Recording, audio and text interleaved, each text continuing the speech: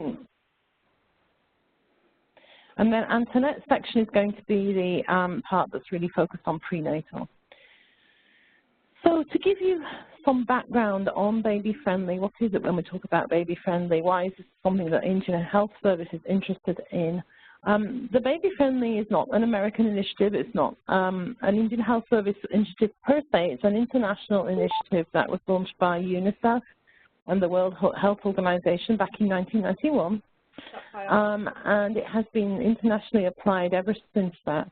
And it is known to increase exclusive breastfeeding and improve maternity care in the hospital setting.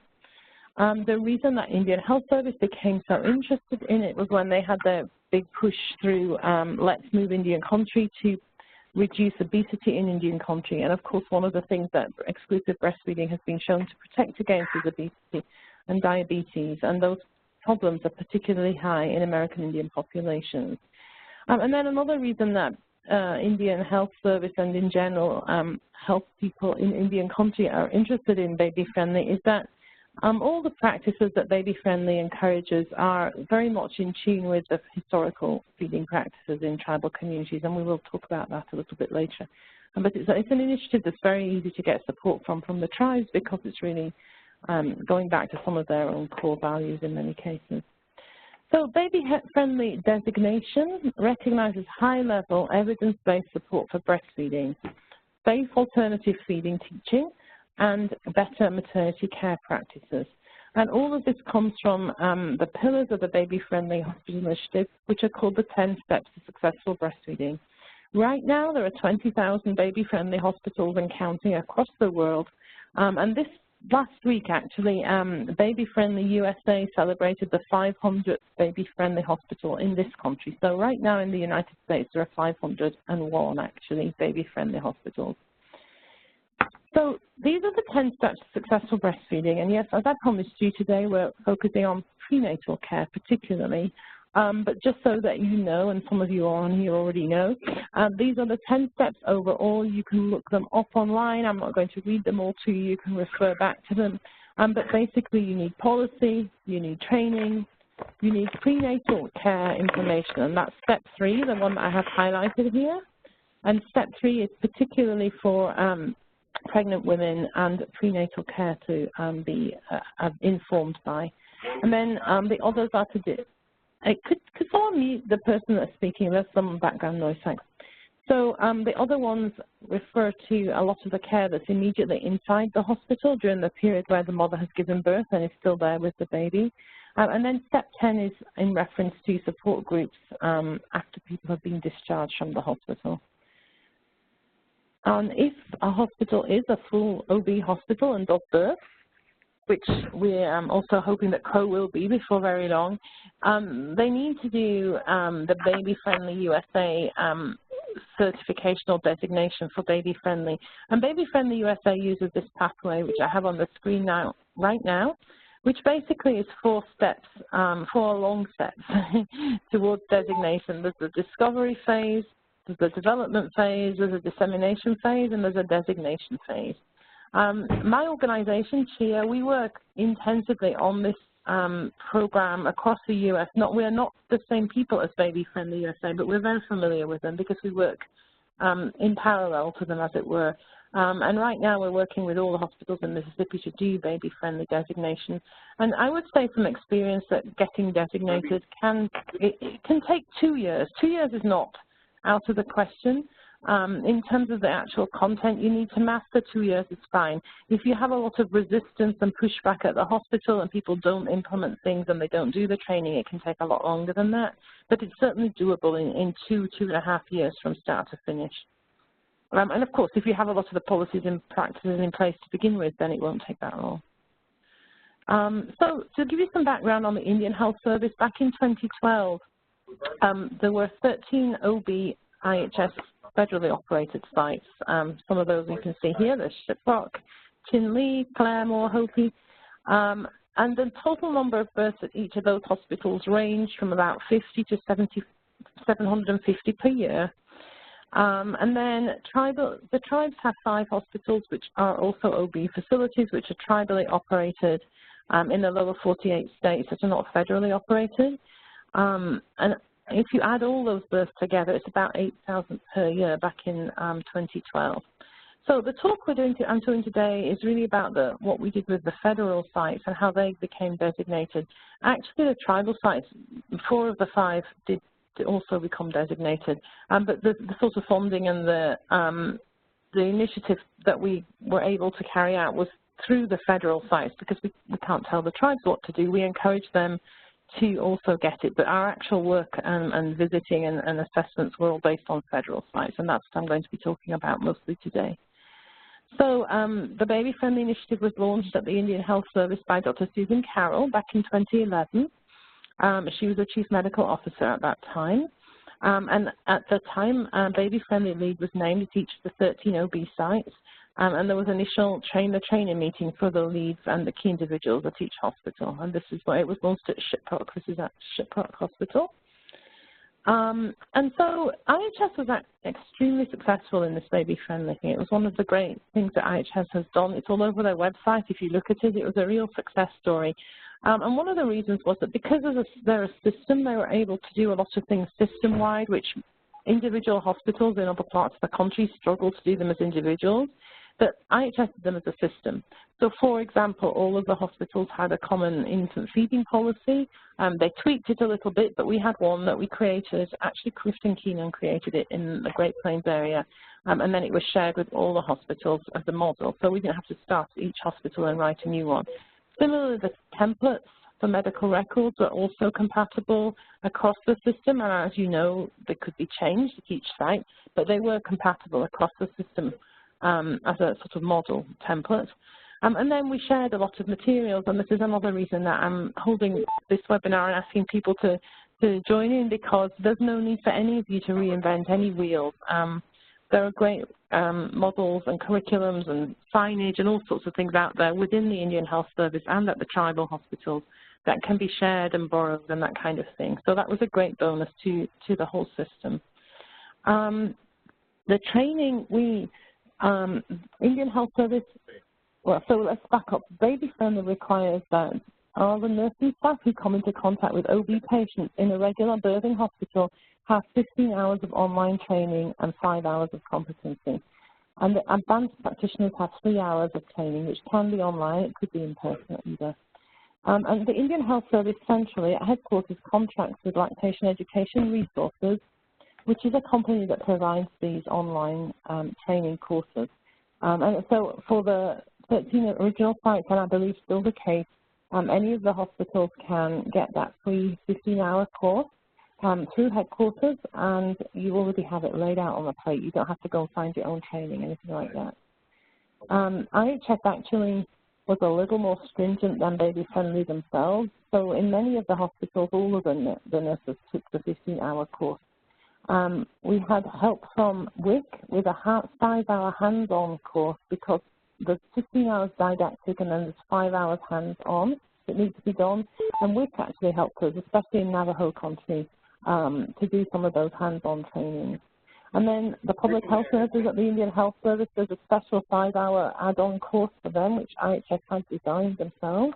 So there's an extra 5 hours for helping them to work with the community out on site in people's homes. All of the OB, PD, and family medicine providers completed the 3 hours across Indian Health Service. And in some of the smaller facilities where anyone can be called on to do a birth, then all of the doctors did the training, because they may have had to deal with a birth. And towards the end of the initiative, and this is not required by Baby Friendly, but it was a great move, we began to get the IHS pharmacists to take the 15-hour course as well, because as you can imagine, pharmacists are critical when it comes to things like medications, breastfeeding, what people can do, that kind of thing. So that was the training at IHS in the years that we were doing this. As I mentioned, Clifton Keenan, who's pictured here, he was the nurse consultant in Great Plains area. I don't know if Darren's on the phone from Crow right now, but that area where Darren was at the time as well was really the trailblazer for this movement across the Indian Health Service. And the 3 Great Plains sites got designated very early on in the process. So that was great, because they gave us a lot of the models for everywhere else. Oh, great. And then, yes, hey, Ann, I am on the call. This is Darren. Is someone speaking to me? Or is it that just sat down there? This was Darren. I just wanted to acknowledge I am on the call listening. Yeah. Thank you. Yes, you were there with Kristen. I know you played a great role in this, so thanks. Yeah. I'm sorry. Yeah, can I add that? Yeah, go ahead. Hey, Ann, can I add, I think one of the big things about it is getting all the staff committed. I know we worked hard. I was the administrative sponsor there working with Clifton, and we actually turned that program around in about 9 months with everybody really involved. So it can be done in a rather quick time if you go from top to bottom, getting everything in place very systematically. And it is a great feeling when you do, because I still brag about being part of the Rosebud Hospital, being the first baby-friendly hospital throughout the whole system. Yep. Can't take it away from and it. All those hospitals were the first. I'm sorry? I say you can't take away that from that hard work from the staff, you know, being part of that process. Right. And not only were those the first hospitals in IHS to get designated, but they were the first ones in the Dakotas anywhere to get designated, which was really great. Yeah. The other areas followed suit. Many places were working on it already, and it just gave us a big boost to have the Great Plains areas already designated, because everyone else was like looking over their shoulders and be like, oh, well, if they can do it, surely we can do it. So Navajo joined together. I think in this particular picture we have people from 6 or 7 hospitals. That would include Hopi, Zuni, who are obviously not Navajo but are in that geographic region, and then the hospitals from Navajo Nation. And they all came together in person once a month. The nurse consultant, Jeanette Yazzie, was really very constructive across the board, helping that to happen with all the hospitals. She was running around doing all sorts of work with all of them. And we had a just great time with that Navajo. It was also fun, and that's one of the other things I'm going to say. I think, like Darren just said, you know, it was a really positive thing, and that's one of the nicest parts of Baby Friendly. A lot of the work we do is looking at drug use and prevention and all this kind of bad stuff, whereas breastfeeding is a really happy thing that people like to do, and it's a healthy thing, and it's something that has a lot of meaning for the tribes. So, you know, it was a really great, I mean, I look at all the smiling faces on this photo, and it was just a really happy time for all the people, for the health service in general. People really enjoyed it. We also had, we did, as Darren mentioned, there was an element of top-down. There's no question about that.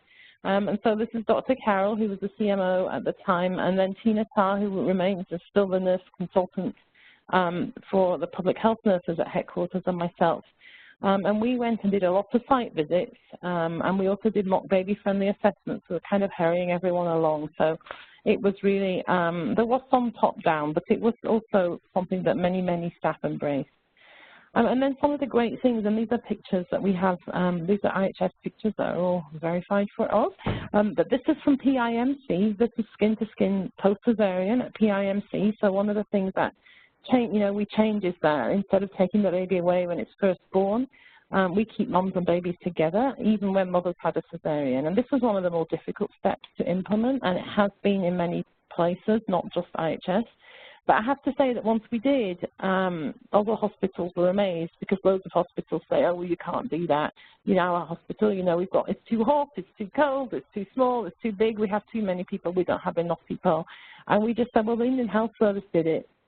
So the Indian Health Service did it. I'm sure you can do it. And people really didn't know what to say then, because they know how few resources the Indian Health Service has. So the other changes in practice was rooming in, which means you keep the moms and babies together in their rooms instead of separating them. And that involves a lot of changes in plans. So, for example, this lady on the left is from Claremore Hospital. This is a scale that they brought in. Their scale was too big to go to mom's room to weigh the baby in the room, so they had to bring the babies back to the nursery. Well, here we are taking this little portable scale that they actually switched with their outpatient department. They didn't have to buy a new one. They gave them the big one and they kept the small one, and now they were able to weigh the babies in the room. And then on the right is Chinle. They are just closing their nursery because they found that babies were just drifting there all the time. So they said only 6 babies in the nursery. We're not going to put any more healthy babies in there. And so she's symbolically turning off the lights there. This is from Shiprock. This is one of my favorite pictures. Antoinette can tell you a bit more about the training, but this is one of the transportation workers syringe feeding and learning to syringe feed a model baby. And then the public health nurses and WIC really worked together. Public health nurses were an absolute gem for this project. They really got it. This is the public health head nurse here in the middle of your picture with the lilac-colored scrubs, and on the left side of the picture is Ruby, who's the Zuni WIC director. So and these two young ladies in the bottom right here were peer counsellors who were going out into the community for Zuni to do peer counselling work. Really, it just all came together, WIC, public health nursing, and the peer counselling program. Really great. Zuni had a great model and did really well. They were the first baby-friendly hospital in New Mexico. We used a lot of QI, the Plan, Do, Study, Act, which is also sometimes called Test to Change or Plan, Do, Study, Check, where instead of saying, okay, from now on, every single baby is going to go skin to skin after cesarean, you basically say, okay, we're going to put this baby skin to skin. We're going to do it, on a routine cesarean with a mother who's experienced, not a sort of teenage emergency, with staff who want to do it, who feel competent and capable of doing it. And we'll do it once and we'll see if it works.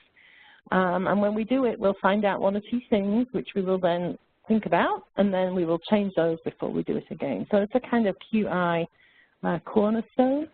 And we use that a lot, rather than, because there was a lot of change involved, and nobody wants to change everything at once. You have to take it one step at a time. So.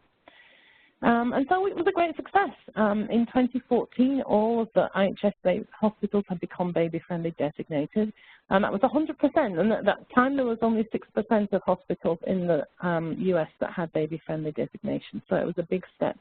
And the first baby-friendly hospitals in Arizona, New Mexico, North Dakota, Oklahoma, and South Dakota were all Indian Health Service sites. And this is the map. You can see this is an outdated map, but this was at the time. You can see that all those are the baby-friendly hospitals, which are all the other dots, mainly on the west and the east coast. But all of the IHS sites became baby-friendly when there was really very few more baby-friendly hospitals in the Midwest areas. So it was a real movement for the whole center of the country there, center-west of the country. And as I mentioned, there were 5 tribal sites, and I won't mention the one that's not designated, but 4 of them are. Sahutse, Cherokee, Tuba City, and Chickasaw also became baby-friendly designated around about the same time.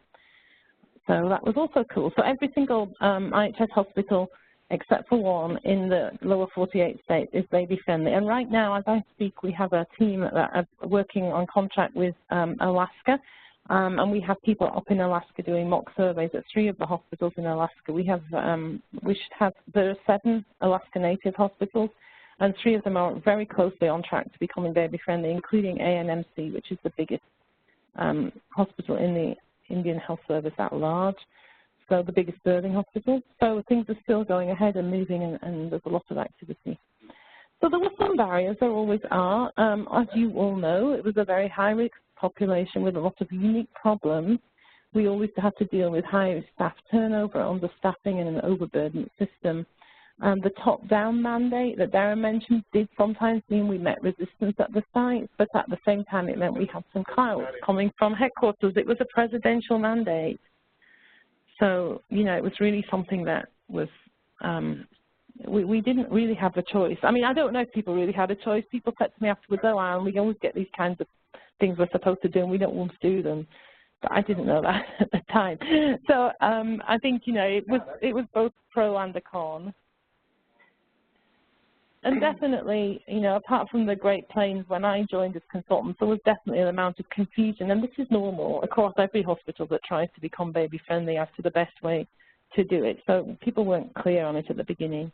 And then there are barriers that all hospitals meet when we do any kind of change, so resistance to change and resistance to new practices like the skin-to-skin post-cesarean. There were challenges with prenatal education, which Antoinette will talk to you about. And then charting was always a problem because baby-friendly were going to come out and assess all these places, and the charting had to be in place. Some of the benefits, as I say, it was a very proud moment for a lot of those hospitals. I remember we got Claremore designated early on in the process in Oklahoma, and I was doing some other work in Oklahoma, and people kept saying, are you sure that Indian Health Service is designated? I'm like, yep, it's designated. And all the others were like, oh, okay, we ought to be able to do that. So it was really a proud moment, and a lot of places got new life and revitalized around it. And local and regional people emerged and really began to do a lot of more breastfeeding work that hadn't really been done before. It was useful to have outside groups looking at the IHS and maternity practices, some people said, and there was a definite sense of pride. And these are just some pictures.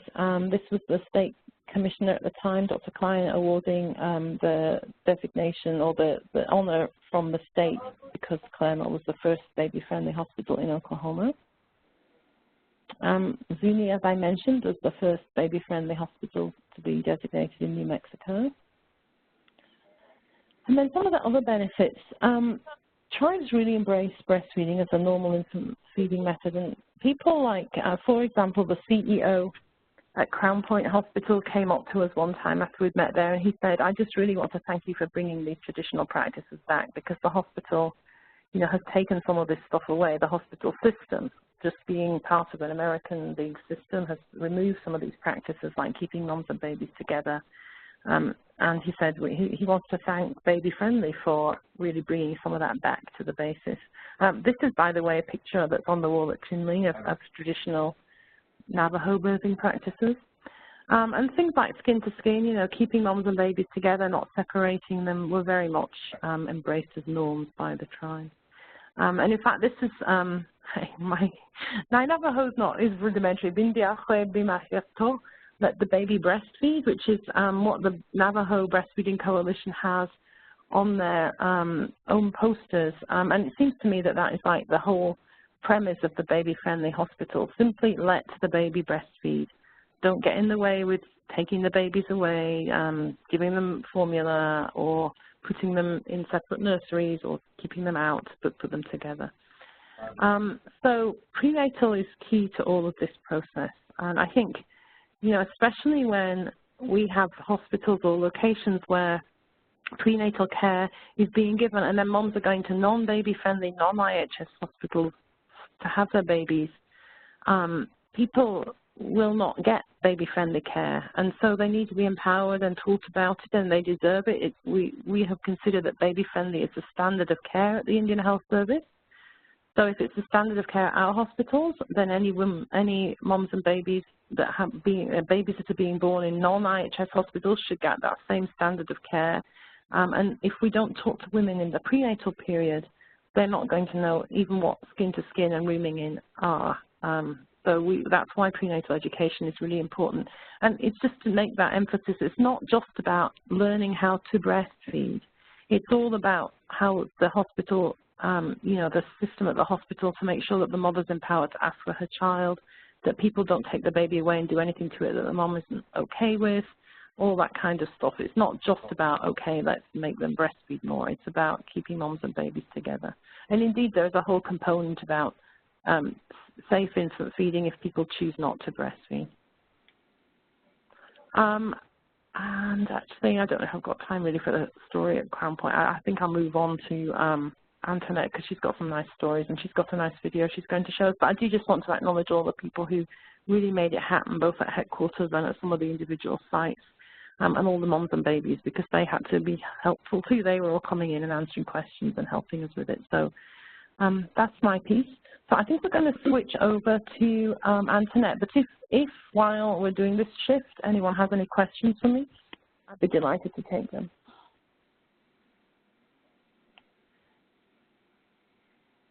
Or Darren, if you have anything else you'd like to say, because I would rather go straight through that.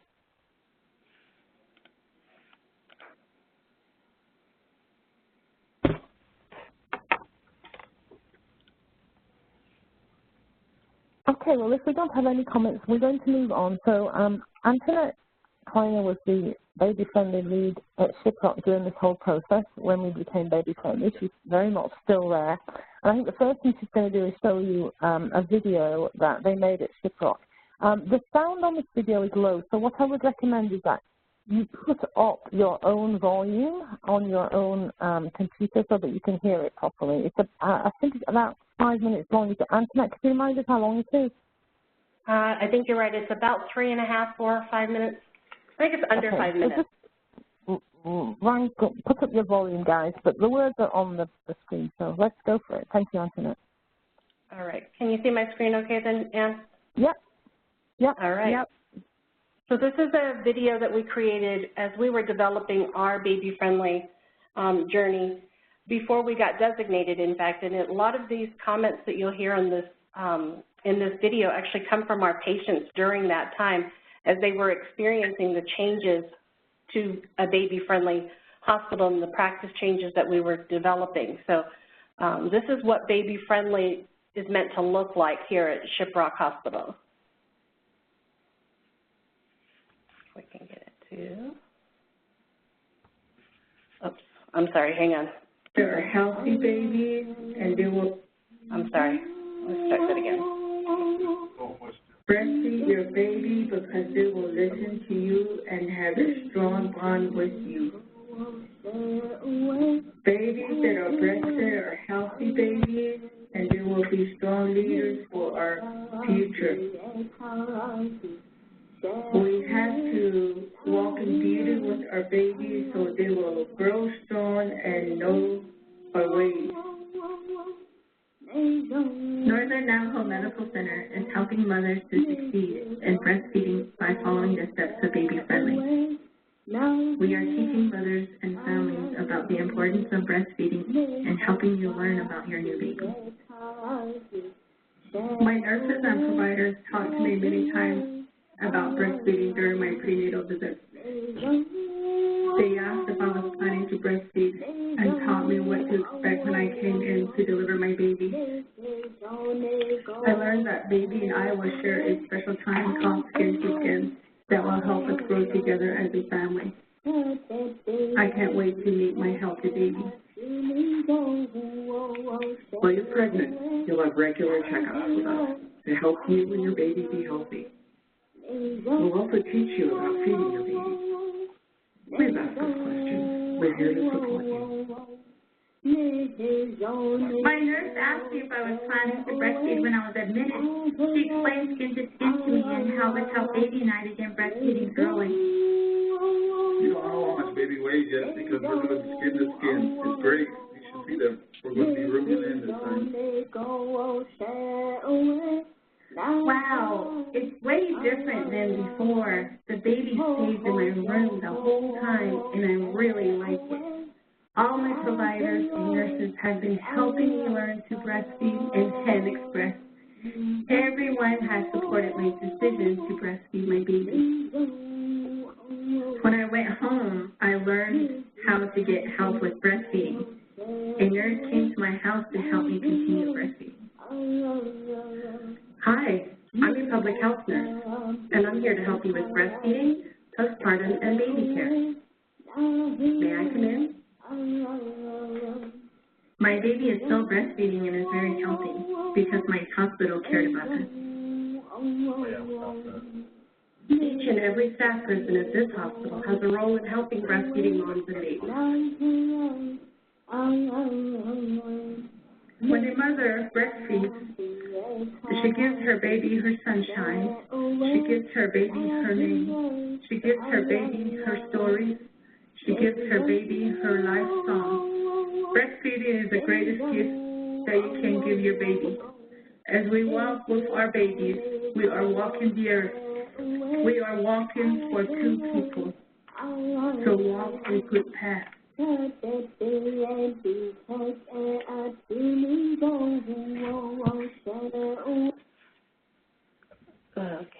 let's see if I can get back. So that,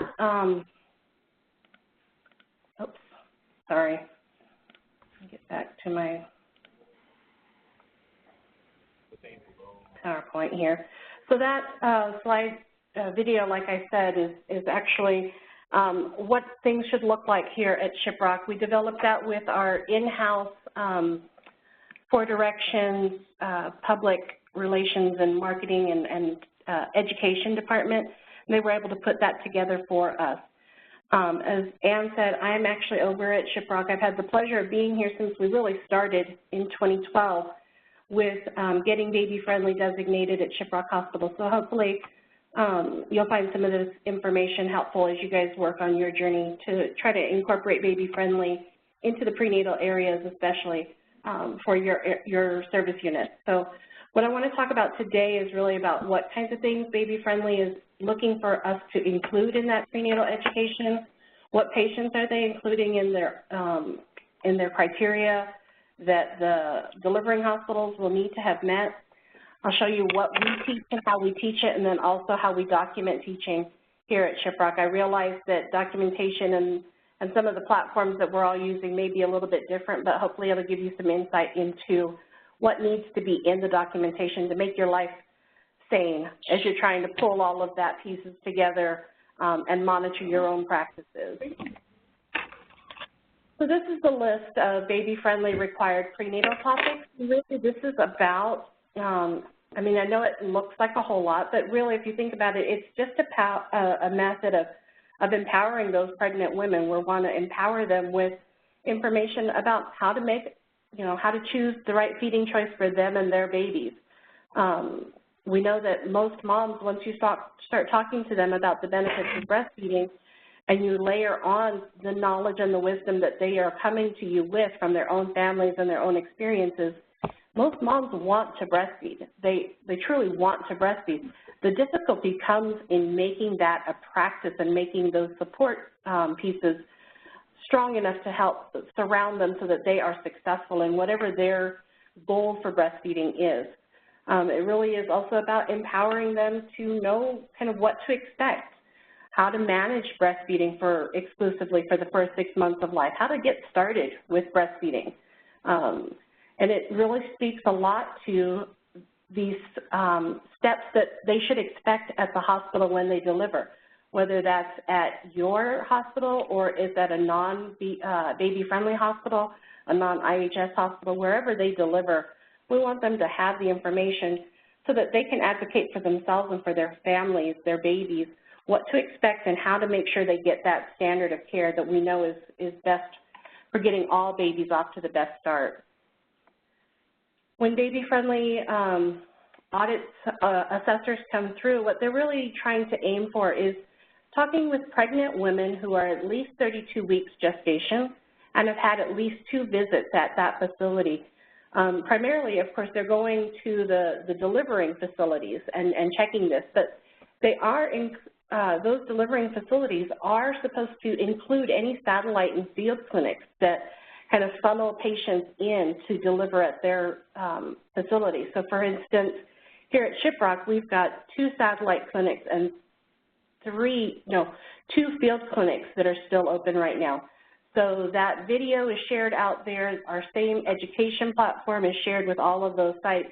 We have the same messages hanging up in all of those facilities because we know that, they may choose us, or they may actually choose one of the other Navajo area hospitals. And so the education that we've developed across Navajo area has really been aimed at being consistent so that no matter which hospital mom shows up at, she will have had that same type of education.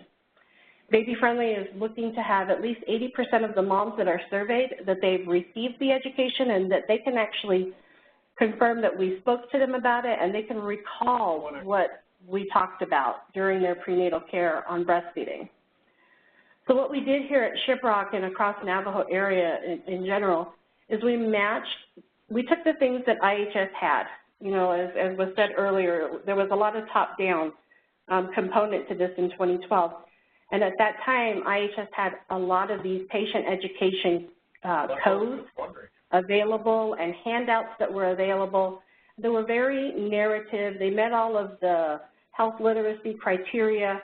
And we broke those down. We pulled those out of the giant manuals, and we used those and lined them up to the baby-friendly topics. We actually split them up into 5 packets so that we were giving moms a couple of bits of information at each visit along their prenatal care. We also included here, you'll see on the screen this kind of pink and cream-colored handout, which is given to all moms when they receive that positive pregnancy test. So we really start right from the beginning. These are some pictures of some of our breastfeeding education handouts. We've got ones on skin to skin and rooming in, things about how to know if the baby's hungry. What we found is all of those wonderful and informative handouts from headquarters were being left behind. Our families were letting us know that they were not interested in reading these long 3 pages of information on the benefits of breastfeeding. They really wanted kind of bulleted, pictorial information, lots of graphics. That meant more to them and made more sense to them when we went back and changed that. We started the first prenatal visit, and we really aim to complete this by 32 weeks.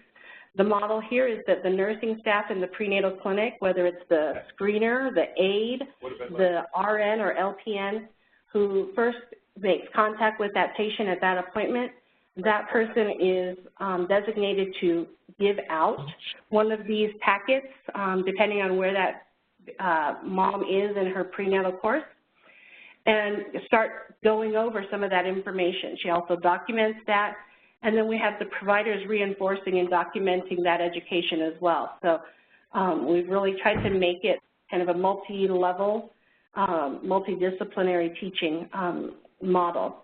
We also included our public health nurses, and that's been a real big key for us, as is, I think, pretty typical for a lot of service units. When patients aren't coming into clinic, the public health nurses are the ones that help kind of either find out how they're doing and bring them back in, or kind of can report back that they're getting care somewhere else. So we really have a great system with our public health nurses so that they can be involved in this and provide some of that education as well. It was just another pictorial of our process. This picture that's here, the table that's here on the bottom of this slide, was actually developed by the nursing assistants. They wanted to take, break it down into something that was more concise for themselves, and they were able to check this off. This they have hanging in their screening room, so that if the patient comes in and she's 22 weeks, they know, oh, I should be looking for packet number 3. This really helps out for those times when the computer system is not working. That way they can check and see, they can hopefully give that appropriate packet for that visit. We give a folder for each of the moms when they first start in with our prenatal clinics.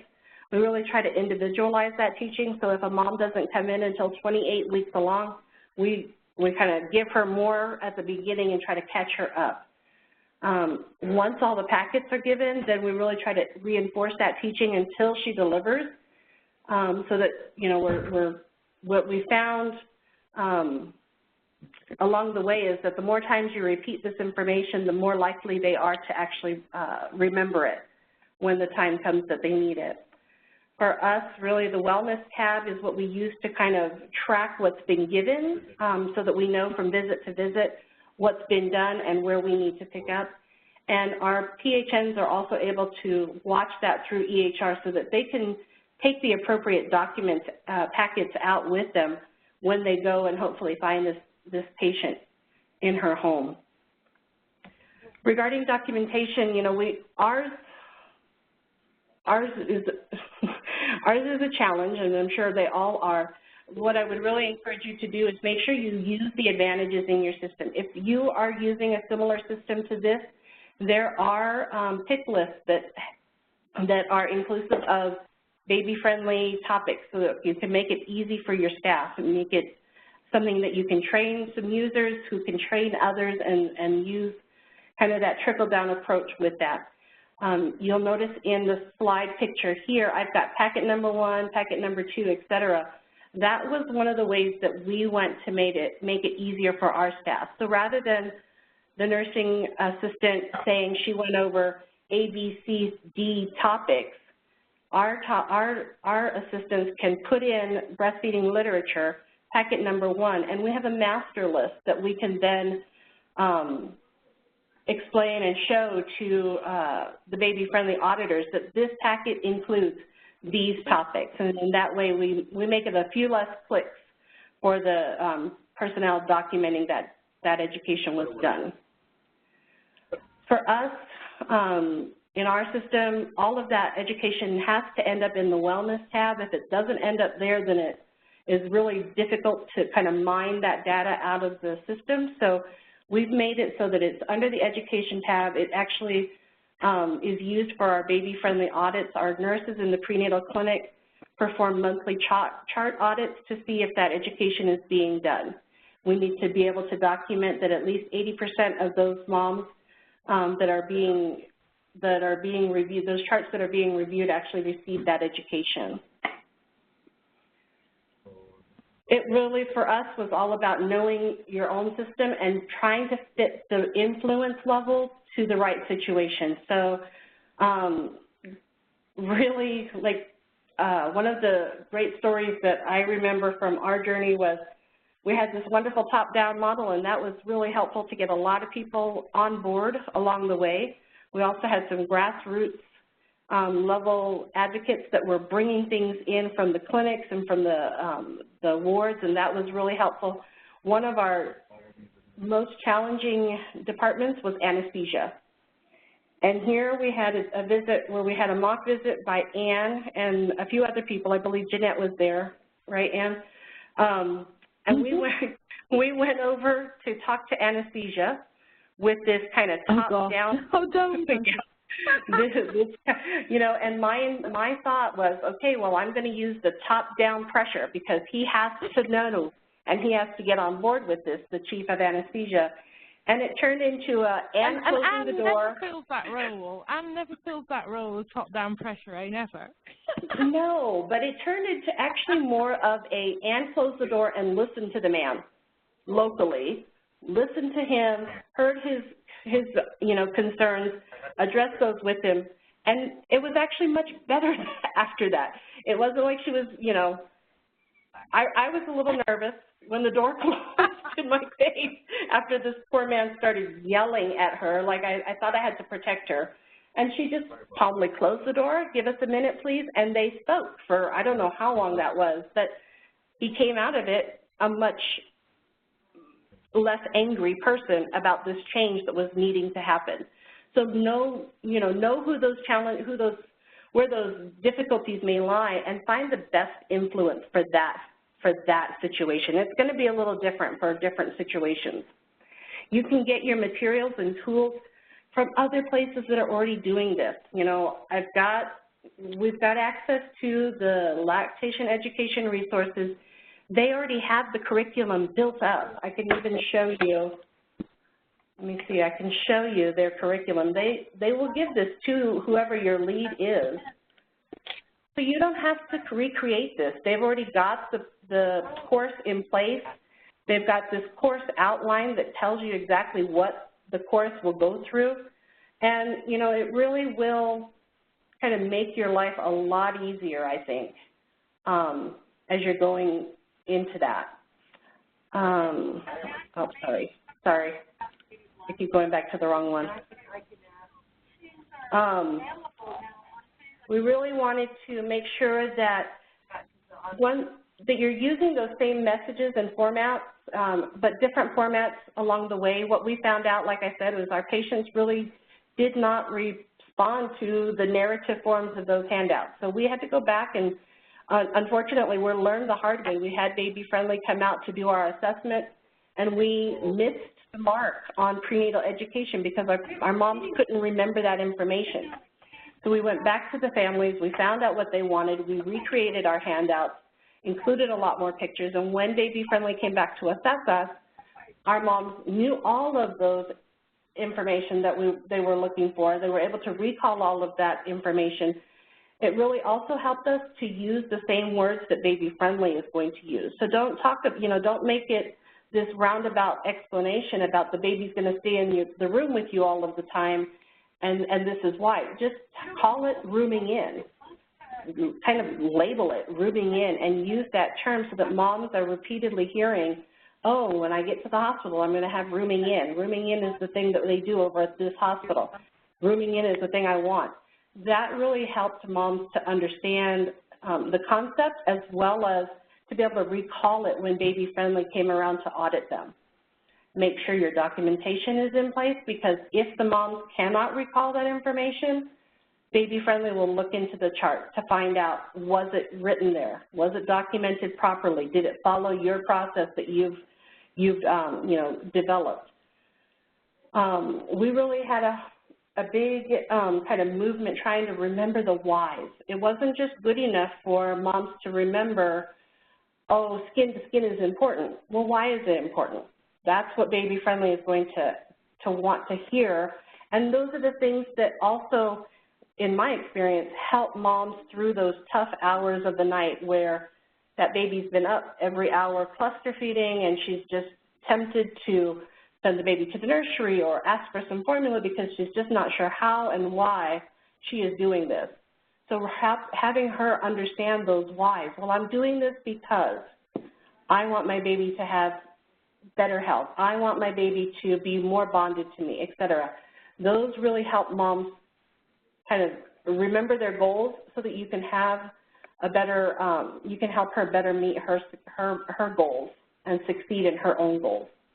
It is really important to remember your outside clinics and your outside hospitals. Like Ann said at the beginning, many of our families, they go a lot of different places. I've had families that show up at 3 or 4 different sites in the course of one long weekend. And if we weren't on all the same page, then families are getting a lot of conflicting information potentially. So remembering to make contact with those outside clinics, and that those are all kind of, as much as is in your power, that those clinics are all kind of giving the same information as you are. For us, it was really important to have that system to be able to have that consistency. I think. So that is the end of my presentation. And if I go back to the stop sharing and back into the room. So Kirsten, do you have the ball now? Then? Thank you, Antoinette. Thank you. Yeah, and I just want to really applaud Antoinette as a star of this whole thing. She was great, and also all the other people. I think we have Tara on the phone from Blackfeet. Tara was one of the main forces behind the Baby Friendly Hospital at Blackfeet, as was Kirsten Crane, who's working with us now. So there was a lot of people doing a lot of work. And so particularly for Crow and Northern Cheyenne or anyone else that is on the phone, do people have any questions that they, because I know there were quite a few questions before, but do people have anything they'd like to chat with anyone else about or ask myself or Antoinette or anyone else on the phone? Hi, Ann, it's Joseph. Hey. I continue to be concerned, and I know I raised this the last time we talked, about this being focused entirely on the mom and not the family. I don't think I'm hearing a lot about the dad's role and the dad. And while I agree that it's the mom's choice, I believe educating the dad as well helps to support the mom's choice to breastfeed. I think Antoinette can probably speak to that because they certainly had a lot of questions about that at Shiprock. Do you want to speak to that, Antoinette? Sure. I think that that's a great point, and that's definitely something that we strive for. Of course, yeah, you're right. We're always talking about the moms, but it is a family venture. So when the families are coming into the prenatal clinic, that education is happening there with the mom and the dad, the auntie, the grandma, whoever it is she's brought in to the room with her. So they're all part of that education. When they come to the hospital, they're all given that education as well. We've included on our packets, we here at Shiprock are actually up for redesignation audits next year. So we are revising our packets yet again, and again based on patient feedback. And one of the things that we were real keen on including was information about dads and skin to skin. Because when moms are not available to do skin to skin, our dads are the first ones, that we want to have that baby connected to. So having them kind of have a place within our breastfeeding education that kind of really honors them in that was important for us. When we were going through our audit, it was evident that our dads were experiencing that education as well, especially with our C-section mothers. It was the mother and father who were being audited. And so when mom was saying, you know, I had a general, I don't know what happened, it was the father who spoke up and said, I can tell you exactly what happened.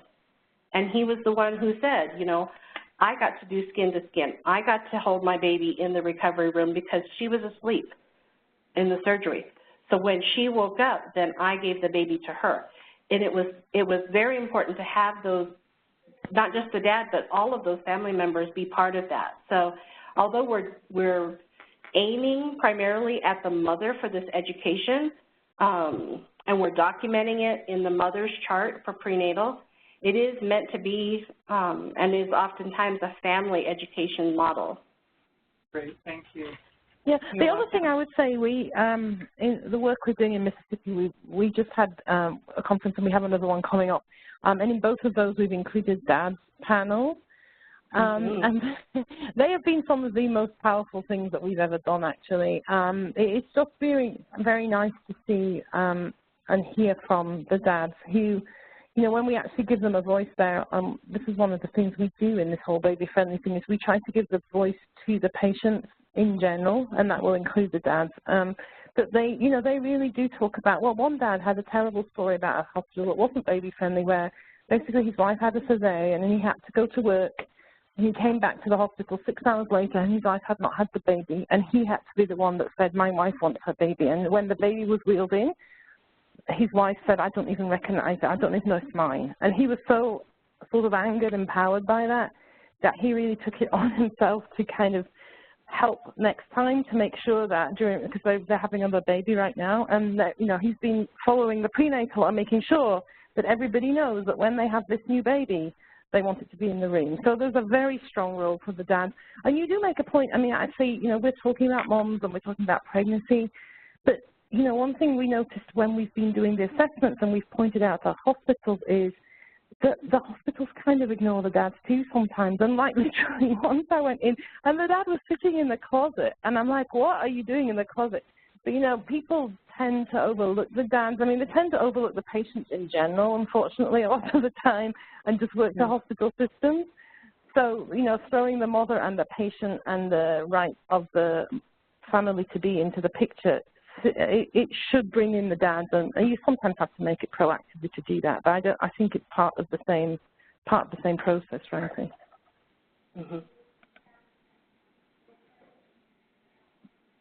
Other questions or anything?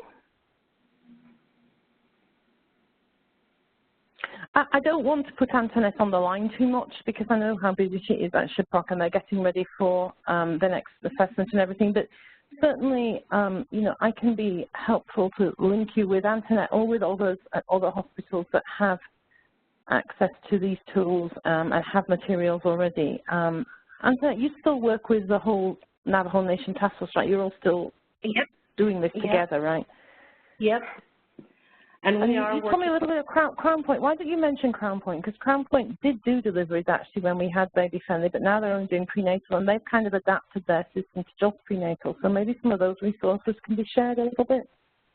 Yeah, and their resources, I mean, really we've tried to kind of coordinate those resources across the system here at Navajo area. So Crown Point is, what, 35 miles, 40?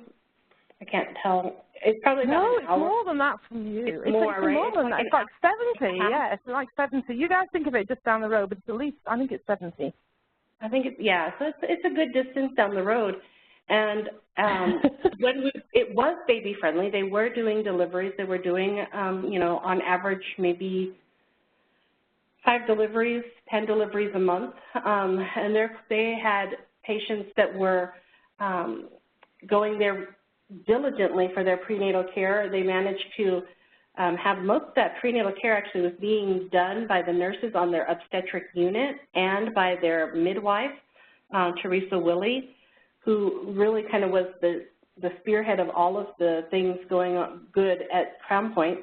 They did that prenatal education all during their prenatal visits, which, like I said, are happening on the OB unit. And since they closed their unit, that prenatal education and the postpartum follow-ups are still happening on the OB unit. It's still following that model so that when that family is getting ready to go out to deliver, like for instance, the families that I get here at Shiprock that I get to interview, they all come in knowing all of the information from that baby-friendly list of topics they have received and remember. And they actually do quite well. Most of those families go out the door at discharge exclusively breastfeeding and connected to their providers there at Crown Point. So, you know, this is a hospital that is kind of in the middle of nothing, and families there are still seeking them out for that prenatal care and that postpartum care follow-up. That's the big draw for them because they don't do births anymore. So, like I said, they're real good about continuing that prenatal education for baby-friendly criteria, even though they know that they can't get baby-friendly designation because they don't do deliveries. So they've been a real good success on that portion of it.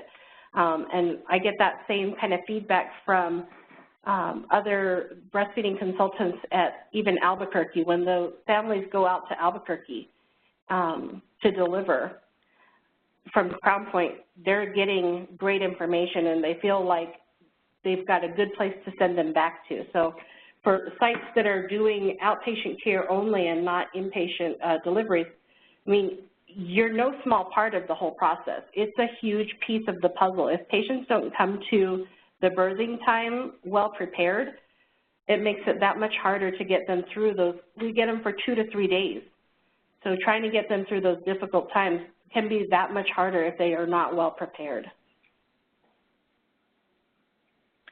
Great, thanks, Antoinette. I don't want to go over because I know people have other meetings and things scheduled, and we are back at 3 o'clock.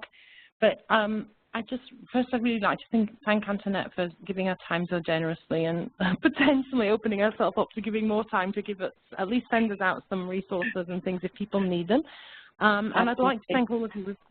We've got great attendance on the phone and representation from a lot of people, including a lot of people at the area office here in Billings. So I just want to thank everybody. I don't know if anyone wants to have a final word or if I think Dorothy's on there. Is there anything you want to add, Dorothy? She might be on mute. No, I don't have anything to add. I really like listening to the conversation. I certainly appreciate Antoinette and all her information that she shares. And yes, for Crow, and I want to just emphasize one message that I think is important that Antoinette also mentioned, and the reason why we have both Lame Deer and Crow working on the same initiative is to provide a program that our women know what to expect. So if they're delivering or receiving prenatal care, that process is the same in Lame Deer as it is in Crow, or almost as identical as possible, because these same women will be delivering in Crow once that hospital opens for the delivery unit. I really, that was the original intent of having both facilities participating in this program. I just think it's really important for our patients, especially patients who find it difficult to come into whatever model of care we provided before, into a revised model of care that they feel more comfortable with. For it to be similar in practice from one facility to the next would only enhance that. That's all I wanted to add. So thank you very much, Anne. Thank you again for facilitating this and getting a great resource online such as Antoinette. Very much appreciated. Thank you. Thank you all for joining. And I'm up in the Billings area this week, so I'll see many of you so we can have follow-up conversations as necessary this week. Okay, great. Well, thank you. Thank you again, Antoinette. Thanks, Kirsten, for facilitating it and putting everything online. And thank you all for attending, and we'll all talk soon. Goodbye. Goodbye. Thank you. Bye, everybody. Bye.